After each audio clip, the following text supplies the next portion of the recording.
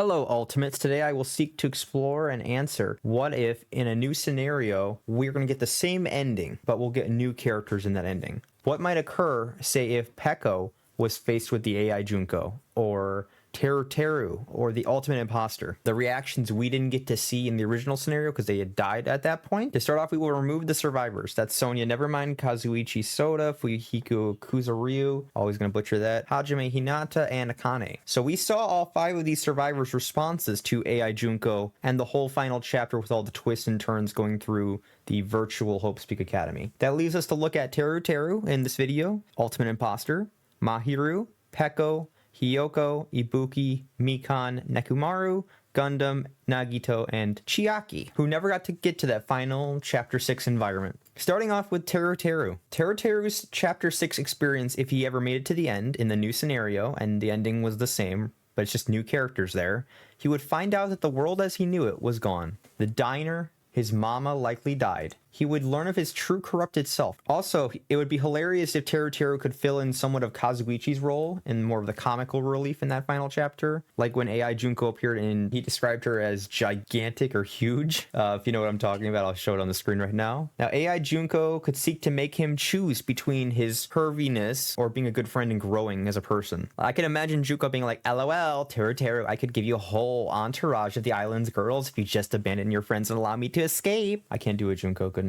Junko would basically pull at the heart of who Teruteru was going into the island and starting Hope Speak Academy. Has to abandon who he originally was with the perviness, the degeneracy, the like nasty kind of preying on women, the just who he originally was, the scumbagness. Basically choosing to be with his friends, choosing to honor their legacy, honor the memories on the island, and basically push back on Junko's seduction or attempt to escape. The Ultimate Imposter, it would be a very fascinating person. If we got in a final Chapter 6 scenario, we will see an Ultimate Imposter who is being told, like Hajime, he would disappear. Now you might think that doesn't really make a lot of sense, but he'd go back to having no friends, is how she would describe it to him. He won't be remembered unless he graduates. So if they graduate and she can take over the people, then the people who are alive will remember him and he'll have real friends. How he won't remember the island life, the bonds he made over the 6 chapters, their experiences here. Not that you necessarily want to remember the murders and stuff. Again, going into Hope Speak Academy, the Ultimate Imposter had no friends,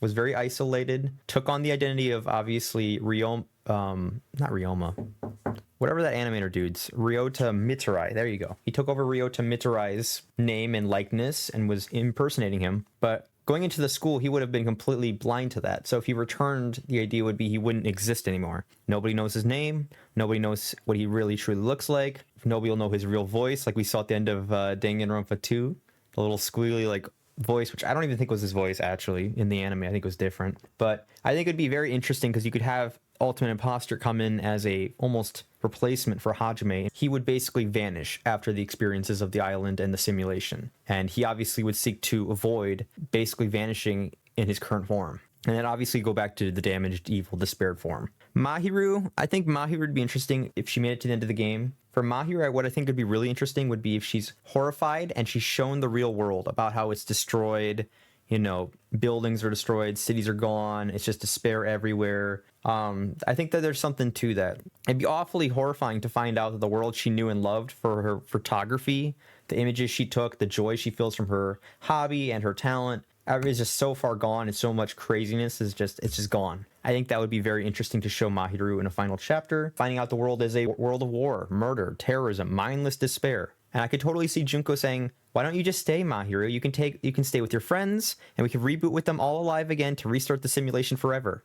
Take as many pictures as you want. I could totally see Junko kind of going at Mahiru and the idea that the outside world is gone. It's just disgusting. There's nothing picture worthy. Basically picking at Mahiru in her despair. Peko, I think Peko would be interesting in the final chapter if you have her replace Fuyuhiko's role. I think Peko would be the most likely to get the, you want to see him again. I have all his info. I could play a better young master than you ever had. More to your liking. So in the original storyline, that's kind of the line of what AI Junko told to Fuyuhiko, who desperately wanted to see Peko. Obviously, the feelings were implied there. In this instance, Peko would be, over the course of the island life, she would feel like she failed her master. And maybe she could get past that through the storyline, and that's why so many people are excited to see what Peko looks like after a master route, right? But that pull at the end of your master can come back and I could be a better master for you than anyway, and your master won't come back otherwise, and you'll be forever a failure to the family, forever a failure to your job title, forever a failure because the person you loved and cared most about you failed and they died and you weren't there for them when they needed it, right? So I think she could totally try to flip it around instead of being, Peko to Fuyuhiko, being Fuyuhiko to Peko, right? I also think that she'd dig into her being like how she's nobody without her master, how she was simply a tool, and try to push her back into that little box. Hiyoko, I think Hiyoko is very hard to plan for final chapter, and so that kind of makes me feel iffy about how she would get to a final chapter anyway. She would find out that she and Mahiru are actually bad guys. I mean, in her mind, Mahiru is like ultimate best girl, so it's not possible. How the world was destroyed by them, her talent is meaningless in a depopulated and emptied world, a world that's full of unsafety and evil people looking to get her. So I think that the best argument against Hiyoko from an AI Junko would be expressing about how the world will prey on her. She is a girl. I think that there's something to be said in a art form in like Danganronpa about the concept of a world that's destroyed and a young girl going back out into the world who doesn't have fighting abilities, who doesn't have all of these things, is simply somebody who is like a model, a dancer, whatever, famous for that, right? It's implied in her free times that nasty men wanted her attention and tried to hire her and try to get her involved because of her youth-like appearance, which was very disgusting. So I think the idea would be you get how the world's unsafe for her and she should stay in the simulation. Ibuki, if Ibuki's in that final chapter, Ibuki would be told that basically the world is destroyed, music itself is facing extinction, how concerts won't occur again, how modern technology that supported music has fallen away and is no longer able to be managed, and music may be lost to the world, how she's guilty for millions of deaths through her acts. I think, again, Ibuki is a very hard character to craft a chapter 6 because she's so carefree. And I just don't really understand how you would get at her if you're an AI Junko.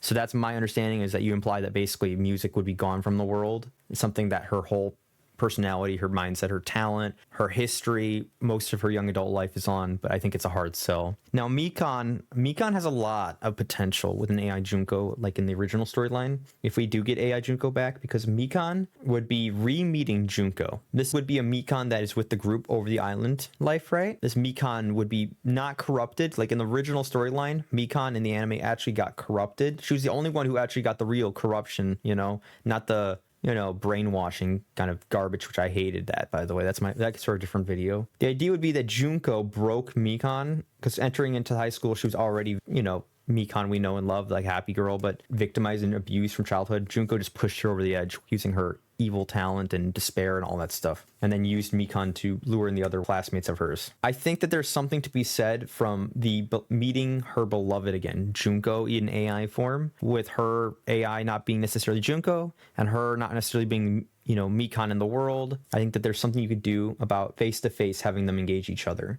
Now, I would say that Junko would seek to push her to despair again or break her in the final trial. I think that the group would have to constantly push Mikan back into happiness and make Mikan think positively enough and encourage a Mikan to have friends, a future, a brightness again, after finding out her womb is destroyed, after finding out all of these things that, they did, about finding out how the world basically wants them dead. All of the arguments Junko could make, basically trying to break her again. I think that'd be something interesting to me to build up Mikan's confidence and happiness and built her into that happy Mikan that we all want to see. To be honest, most of us wanted to see Mikan get some sort of help or happiness and stuff, and we knew she was a little cuckoo, but I think everyone, to be honest, was cheering for Mikan, and that chapter did do her dirty in chapter 3, let's be clear. So I think there's definitely something to be said about AI Junko versus Mikan in the artificial world and, fighting back against somebody who hurts you so much. Nekomaru, honestly, that one's one of the hardest ones because the dude is so carefree, he'd be hard to despair. I think the only way you really can get to Nekomaru would be explaining about how the teams and people he coached all ended up dying. I think you have to go to Nekomaru, show him maybe video of him in the real world. In despair form, Nekomaru inflicting suffering and pain, killing people, pushing people to death, basically doing the exact opposite of his talent.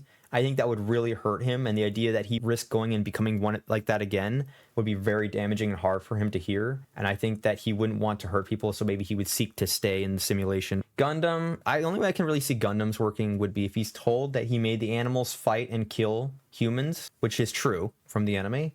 But he forced animals towards extinction, because that is the antithesis as well, like Nekomaru, of who Gundham is. The idea that Gundham would push animals, which he takes care of so many animals over the course of the game, the anime, it's his whole thing. There's just animal mentor breeder, right? I mean, we're showed in the anime he's leading like zoo animals off to kill people in despair and fight, right?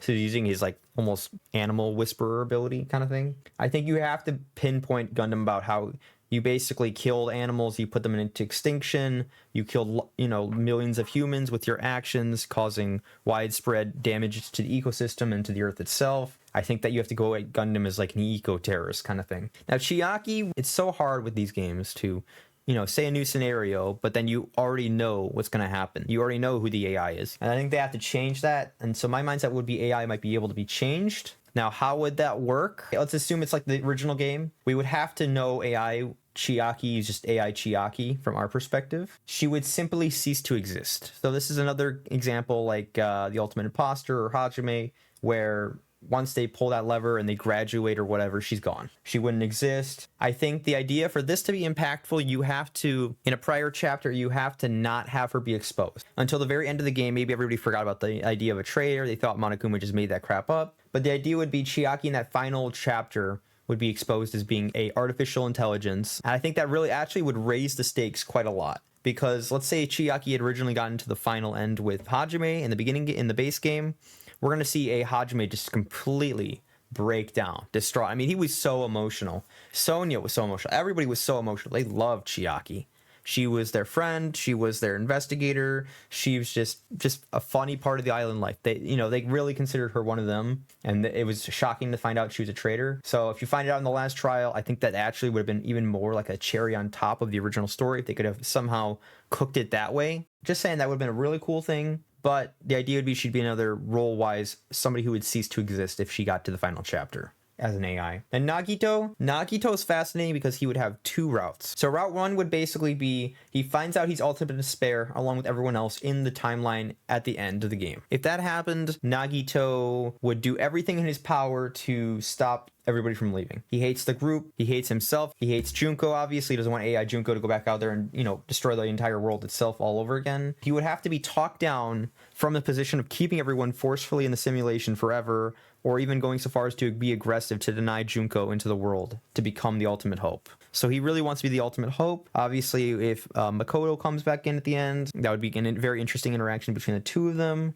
But basically, if he finds it out, he could just go psychopathic on them, trying to like destroy everything, just shut it down. Now, the other route would be, again, that he already, again, knew going into it, but that's just not as exciting. I just think that he needs to, you know afterhand, like with everybody else in the trial. So in conclusion, this again is a video exploring a Danganronpa 2x2 scenario in which the ending is the same, but the cast of characters would be different. I'm explaining this from the presence of being in the simulation. Now, every single one of these characters never got a chance to get to the end of the game, and if we're going to get AI Junko like a different pathway, right?